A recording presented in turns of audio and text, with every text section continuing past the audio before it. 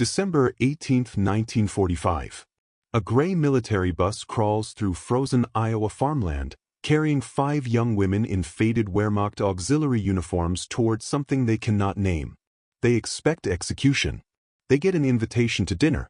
What happens next will shatter everything they believe about enemies, about America, and about whether forgiveness is even possible when your hands are still stained with war. The vinyl seats creak beneath them as the bus lurches over rutted snow. Greta Muller, 23 years old, presses her forehead against the frosted window and watches skeletal cornstalks blur past like grave markers. Her breath fogs the glass. She's been a prisoner for 7 months. 7 months since British forces overran her communications post outside Bremen. 7 months since she stopped being a Nachrichtenhelferin of the Wehrmacht and became something America didn't quite know what to do with: a female prisoner of war. Beside her, Liesl Schneider gnaws her thumbnail down to the quick, a nervous habit that's hollowed her cuticles into raw crescents. At 19, she's the youngest, round-faced and terrified in a way that makes Greta want to wrap her in something soft. But there's nothing soft here. Just the scratch of wool uniforms gone threadbare, the metallic smell of old bus exhaust, and the weight of not knowing. Glaubst du, sie werden uns töten? Liesl whispers. Do you think they'll kill us? Margaret Hoffman, rail thin and severe at 26, doesn't look up from her clenched hands.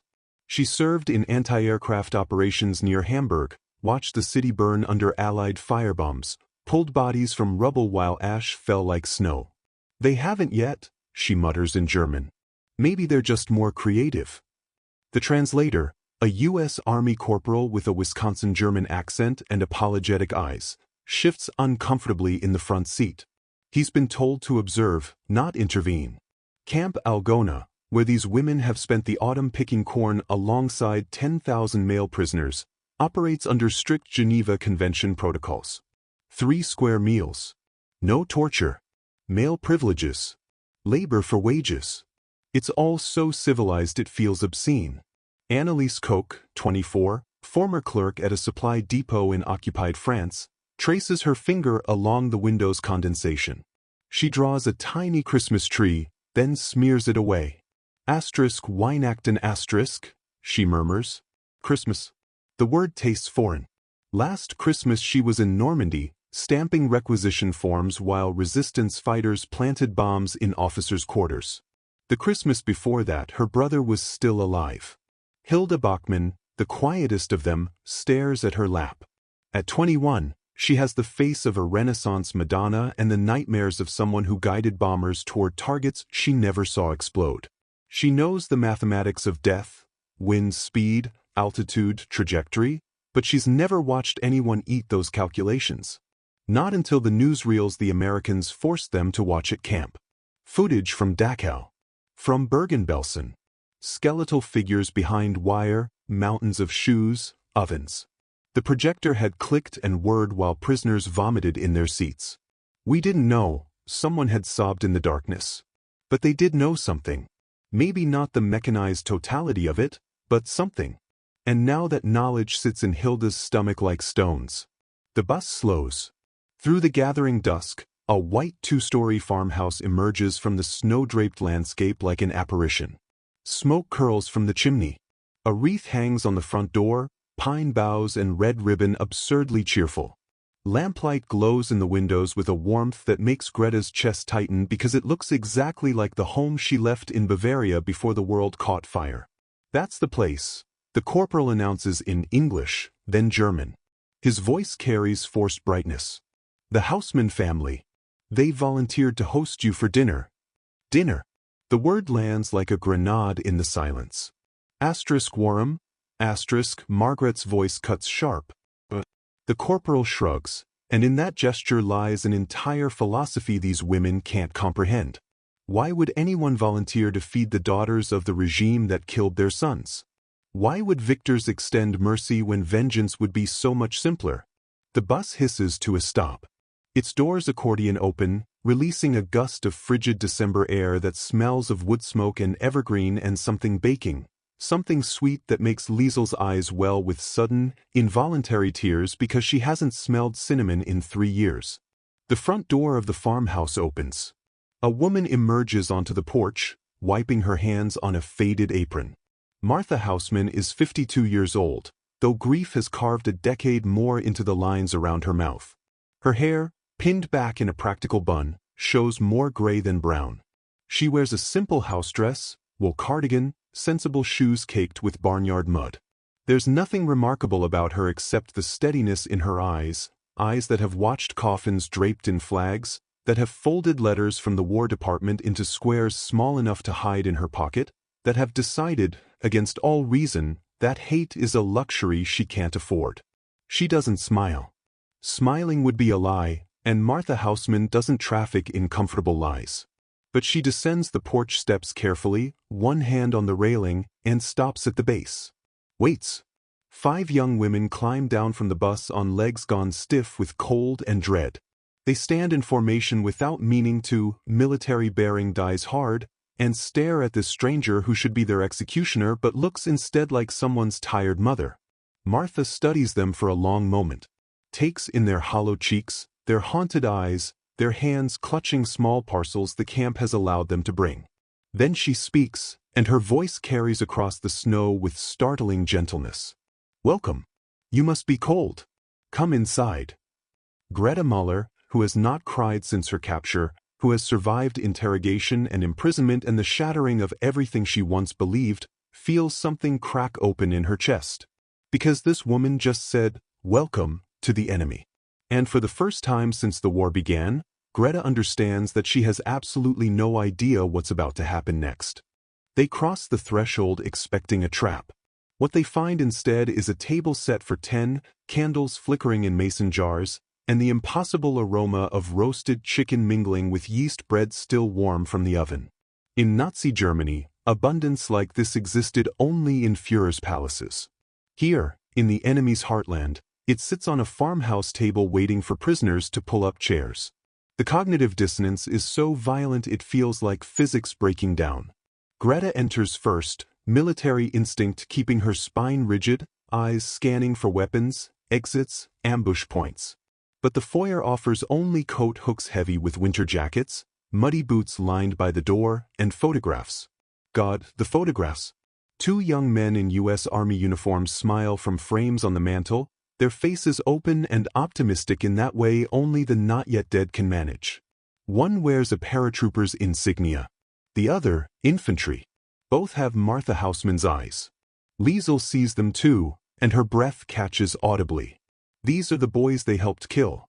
Maybe not directly, her fingers never pulled triggers, but she sorted intelligence reports, decoded messages, played her small cog's role in the machine that chewed through a generation.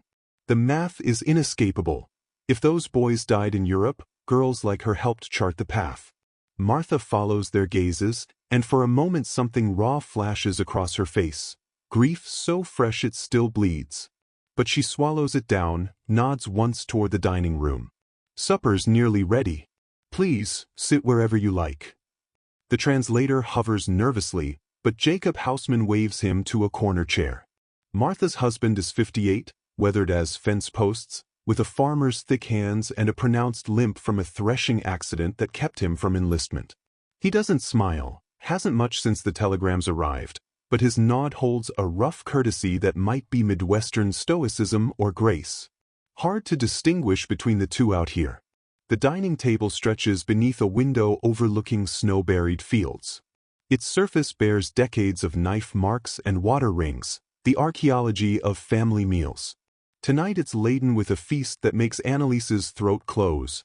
A whole roasted chicken, golden-skinned and glistening, mashed potatoes whipped with real butter, green beans glistening with bacon fat, fresh bread, not the sawdust ersatz they ate in Germany but actual wheat bread with a crust that crackles, apple pie cooling on the sideboard, cinnamon perfuming the air. Margaret calculates automatically. In Berlin, this meal would feed 30 people for a week. In the camp, it's more than their daily rations. In this farmhouse, it's apparently just Tuesday. "Please sit," Martha repeats, and there's steel beneath her gentleness, the voice of a woman who's weathered droughts and stillbirths and war, who doesn't make requests twice. They sit. 5 young women perched on chair edges, ready to bolt, while Martha's daughter Sarah, 16, blonde braids, her brother's absence written in every careful movement, helps serve. The girl's hands shake slightly as she ladles potatoes, and Hilda realizes with a jolt that Sarah is terrified too. Terrified of them. Of the uniforms, the accents, the girls who wear the same enemy face that stole her brothers. Jacob Houseman clears his throat, folds his calloused hands, bows his head. Lord, we thank you for this food, for the hands that prepared it, and for the chance to share it with strangers. Help us remember that every person at this table is someone's daughter. Amen. The prayer lands like an accusation and an absolution simultaneously. Someone's daughter. The translator murmurs it in German, and Liesel feels her composure fracture because yes, she's someone's daughter, a daughter who hasn't written home in 8 months because what could she possibly say? Dear Mama, I helped lose the war. I believed in monsters. I'm sorry I'm still alive, God help them because hunger overrides shame, and their bodies don't care about moral complexity when confronted with actual protein. Greta takes the first bite of chicken and nearly weeps at the taste, salt and rosemary and the shocking revelation that food can be more than fuel. Around the table, similar small surrenders occur. Margaret's eyes close involuntarily. Anneliese chews slowly, reverently, making it last. Hilda stares at her plate like it might vanish. Is the food adequate? Martha asks through the translator, and the question is so grotesquely insufficient that Liesel makes a sound between a laugh and a sob. She manages. It's too much. Nonsense. Martha passes more bread. You're all skin and bones. It's hard to maintain propaganda about American devils when the devil is offering you seconds on mashed potatoes and asking if you'd prefer your pie with or without cream. The ideological dissonance is exquisite. For years of Goebbels' screaming rhetoric dissolves in the face of this quiet domestic abundance. Conversation begins haltingly. Weather. Crops. Neutral territory. Sarah mentions the camp nativity scene some prisoners are building, and Anneliese brightens fractionally. She's been painting the backdrop, angels and stars, something beautiful to counterbalance the barbed wire. Jacob asks about farming in Germany, and Margaret describes her family's potato fields outside Dresden before falling silent. Dresden. Everyone knows what happened to Dresden. Then young Hilda, who hasn't spoken since entering, notices the embroidered sampler on the wall, "Love your enemies and pray for those who persecute you," Matthew 5 verse 44. The English is simple enough to parse. Why? The word escapes before she can stop it. Wara Mackenzie das. Why are you doing this? The table goes still. Even Sarah stops mid-pour, pitcher hovering. Martha sets down her fork with deliberate care, meets Hilda's eyes across the candles, and the room holds its breath. Because I remember who my sons were fighting, she says quietly. The translator renders it into German, but Martha's tone needs no translation. They fought a regime, not girls. And if all we had left was hate, then Hitler would have won something after all. The words detonate softly, like depth charges in deep water. Greta's fork clatters to her plate. Liesel covers her mouth. And Margaret, severe, controlled Margaret, begins to cry with a rawness that sounds like something tearing. The sound Margaret makes isn't crying. It's something more primal, the noise of a dam finally collapsing under pressure it was never built to withstand. Her shoulders heave and she presses both palms flat against the table as if the wood grain might anchor her to something solid while everything else disintegrates. I am so ashamed, she gasps in German, the words thick and jagged. I believed everything. Everything they told us. I cheered when Paris fell. Her voice breaks completely. Martha Houseman moves without hesitation. She rises, circles the table, and does something so unexpected that Sarah actually gasps. She places both hands on Margaret's shaking shoulders and squeezes. Not a hug. Martha isn't ready for that, may never be, but contact. Human touch offered freely to someone who wore the enemy's uniform. The translator goes silent, recognizing that some moments transcend language. Anneliese speaks next, her voice barely above a whisper but cutting through the room's tension like wire through snow. I worked supply depot in Cannes. Processed munitions shipments, routed ammunition to the coast before Normandy. She looks directly at the photographs on the mantel, forcing herself not to flinch. British children died from those bullets. French children. Maybe. She can't finish, but everyone knows what she means. Maybe your sons too. The silence that follows is enormous, suffocating. Jacob Houseman hasn't spoken since the prayer, but now he shifts in his chair, and the wood creaks like something bearing weight it wasn't designed to hold. When he speaks, his voice carries the flat effect of a man who's cried himself dry and found what lies beyond tears. Carl died at Normandy, June 7, 1944. Sniper bullet clean through. Thomas lasted until December. Ardennes forest, shrapnel wound got infected. He pauses, studying his plate as if the pattern of remaining gravy might contain answers. I spent 6 months wishing I could meet the Germans who killed them. Had plans. Detailed ones. His eyes lift to meet Annalise's. You know what I learned? Revenge doesn't feed anybody. Doesn't plant crops or raise barns or rebuild a damn thing. Greta feels something unlock in her chest. Not relief, nothing so clean as that, but recognition. This man understands. He's walked through the same furnace of grief and rage and come out the other side still capable of setting a table. Still willing to try. My brother was Luftwaffe, Hilda says suddenly, surprising herself. Fighter pilot. 22 years old. Shot down over Kent in 1940. I joined the auxiliaries because of him. Because the recruiters said girls like us could help win the war, could make his sacrifice mean something. She laughs bitterly. 5 years later, here I am. We lost. He's still dead. And I spent those 5 years helping bomb cities full of people exactly like you.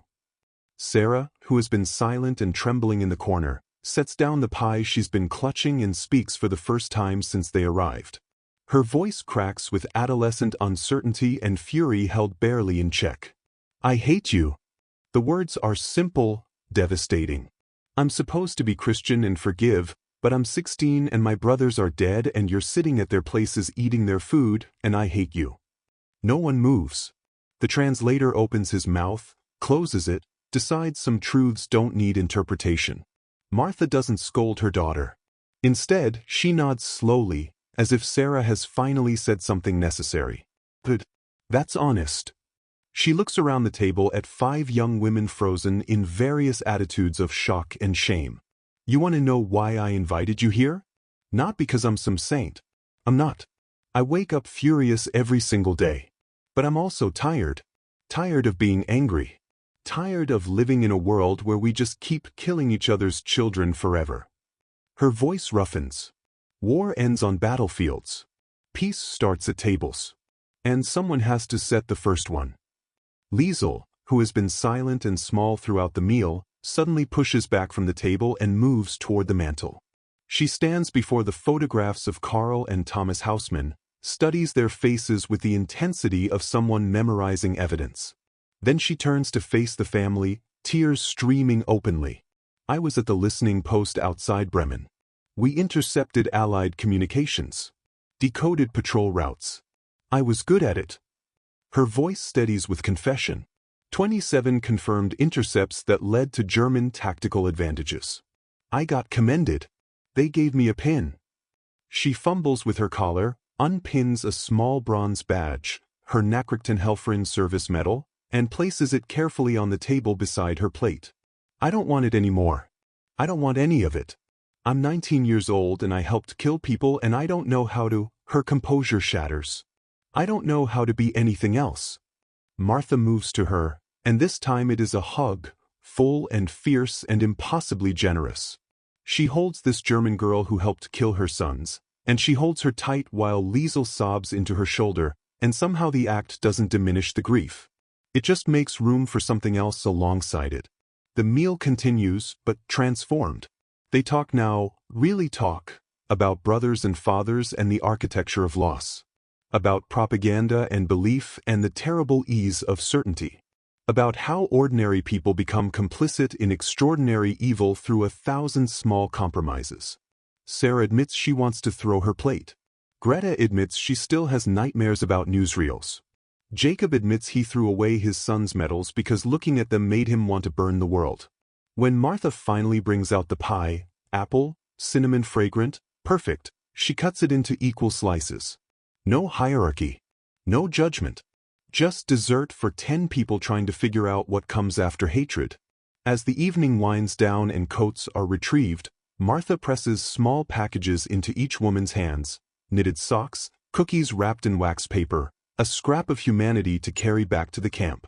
At the door, Greta pauses, searches for words adequate to this impossible kindness. Warm brought, nicht Kugeln? She finally asks.